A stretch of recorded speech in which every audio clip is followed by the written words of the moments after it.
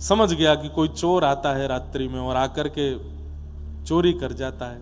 हाथ में लकुटी लेके बैठूंगा, जैसे ही मिलेगा उसकी खूब जोर से धुनाई करूंगा। देख लिया इसने, जैसे ही लाठी लेकर के पीछे दौड़ा, लकुटी लेकर, रुक जा चोर चोर चोर। तिरुपति बालाजी के दर्शन किए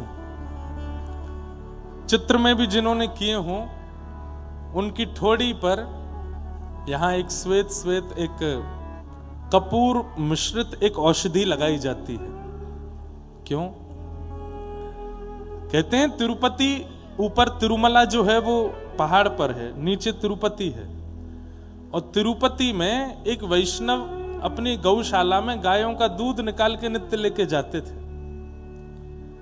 पैदल चढ़ के इतने भारी दूध के उन पात्रों को कंधे पर लाद के ऊपर लेके जाते और श्री वेंकटेश भगवान को दूध का भोग, जो भी सामग्री बनती, या घी भी निकलना हो, छाछ बननी हो, मक्खन निकलना हो, सब उसी दूध से होता था। इतनी संख्या में दूध लेकर के नीचे से जाते। ठाकुर जी ने उनसे एक बार प्रकट होकर के कहा, देखो हमें तुम्हारी गैयाओं का निकला हुआ दूध बहुत प्रिय लगता है, पर तुम इतनी मेहनत करके ऊपर आते हो, ये मुझसे देखा नहीं जाता। तो बोले क्या करूं? बोले तुम मत आया करो, अब मत आया करो, हम अपनी व्यवस्था ऊपर कर लेंगे। हम वेंकटाधिपति हैं, लक्ष्मीपति हैं, कहीं ना कहीं से हमारी व्यवस्था हो जाएगी, आप ऊपर मत आया करो। तो वो जो ग्वारिया थे ना, उनके नेत्र सजल हो गए। बोले अच्छा, तो मतलब अब मेरी जगह किसी और को बैठाने वाले हो, मुझको परिवर्तित कर रहे हो, सेवक बदल रहे हो। वही बात वो ग्वारिया कहने लगा वेंकटेश भगवान से कि नाथ, आपको मुझसे अच्छा कोई सेवक मिल गया है क्या, जो मेरी से? नहीं नहीं नहीं, ऐसी कोई बात नहीं है, बस तुम अब वयोवृद्ध हो गए हो, इतनी ऊपर चढ़ के आते हो, इसलिए हम कह रहे हैं कि तुम मत आया करो। उस सेवक ने कहा, बोले अब आप चाहे जितना मना करो, मैं तो आऊंगा। नित्य जाने लगे। ठाकुर जी बोले ऐसे नहीं मानेगो, मुंह को कुछ और करना पड़ेगा। रात्रि में ठाकुर जी एक ग्वारिया का रूप बनाते, ऊंची धोती पहन करके, सिर पर स्वाफा बांध के और अपना मुंह ऐसे ढक करके ठाकुर जी ग्वारिया बन के जाते। और जैसे ही वो ग्वारिया जिसकी गौशाला थी वो सो जाता, ठाकुर जी जाते और सब गैयाओं को खड़ा करके थन में मुख लगा करके सबका दूध पियाते। दूसरे दिन उसने सुबह जैसे ही दूध निकाला तो एक गैया का भी दूध नहीं मिला। चिंतित हो गया, इतनी सारी गैया मेरी, इनका दूध गया कहां? ठाकुर जी आके पी जाते रात में। और ठाकुर जी स्वयं आते, आकर के गैयाओं का स्पर्श करते तो गैया इतनी मंत्रमुग्ध हो जाती कि कुछ ना रम्माती ना चिल्लाती, कुछ नहीं कहती, ठाकुर जी को दूध पीने देती। सबको दूध पी के ठाकुर जी चले जाते।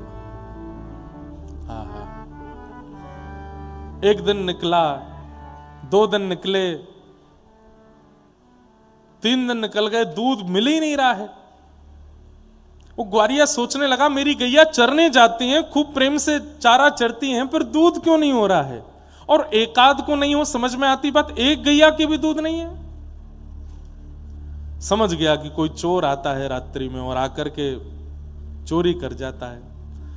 आज रात में सोने का बहाना बनाऊंगा, हाथ में लकुटी लेके बैठूंगा, जैसे ही मिलेगा उसकी खूब जोर से धुनाई करूंगा। रात में ऐसे आंख मीच करके लकुटी हाथ में लेकर के सोया, इतने में वेंकटादि भगवान, वेंकटेश भगवान आ गए। आ करके जैसे ही थन से मुख लगा करके पीने लगे।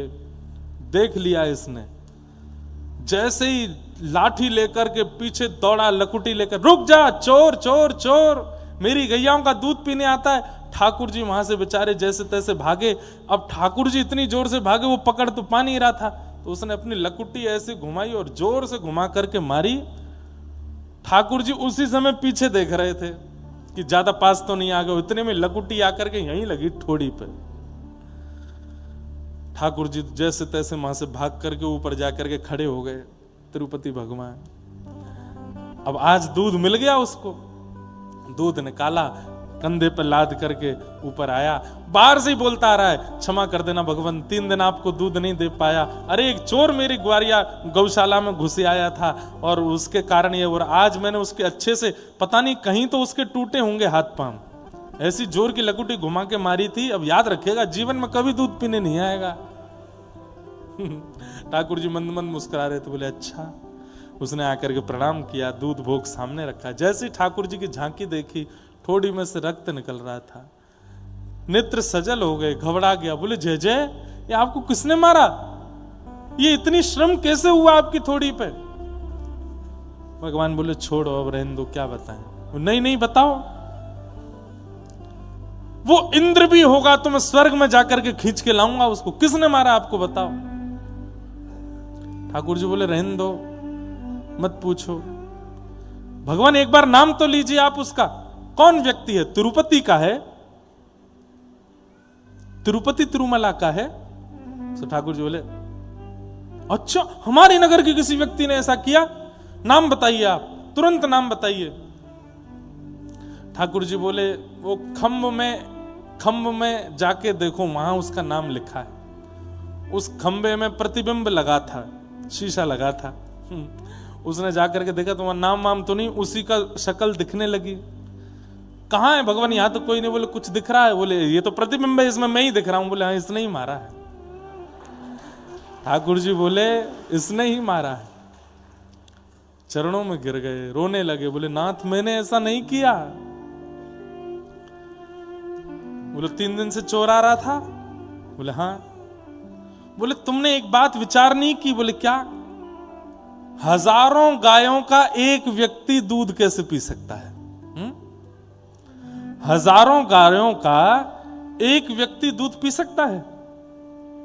नहीं। हजारों गायों का दूध कौन पी सकता है? केवल परमात्मा पी सकते हैं। तो बोले वो चोर कोई और नहीं, हम ही आए थे।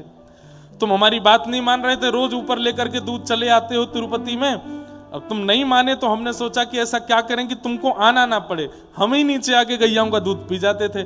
पर आज तुमने ऐसी सेवा करी हमारी, है इतनी जोर से लकुट्टी मारी। चरणों में गिर गए। तुरंत एक औषधि बना करके ठाकुर जी की थोड़ी पर लगाई। प्रभु मेरे प्राण ले लीजिए, मेरे हाथ पैर कटवा दीजिए, मैं अब जीना नहीं चाहता, मैंने अपने नाथ को कष्ट दिया। ठाकुर जी बोले नहीं, अब तुम्हारी याद में जब तक पृथ्वी पर मेरा ये धाम तिरुपति विराजमान है, मैं नित्य इस औषधि को यहां लगाऊंगा ताकि तुम्हारी याद रहे। कुछ मांग लो, मैं तुमसे बहुत प्रसन्न हूं। तब उस भक्त ने क्या मांगा कि नाथ, सेवा करना मेरा अधिकार है, वो अधिकार मुझसे छीनिए मत। नित्य दूध निकालना, पात्र में रखना, चढ़ करके अब लाद के ऊपर लाना, आपको लगता है कि मुझे बहुत श्रम होता है, पर मुझे श्रम नहीं होता है। वो मेरा सौभाग्य है, मेरा अधिकार है।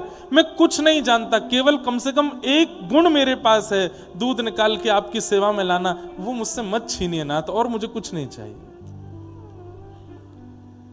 ये अधिकार मुझसे मत छीनिए, ये मेरा अधिकार है, मुझे दे दीजिए। ठाकुर जी प्रसन्न हो गए और फिर अंतिम श्वास तक उस भक्त की वो सेवा चलती ही रही। सेवा हमारा अधिकार है।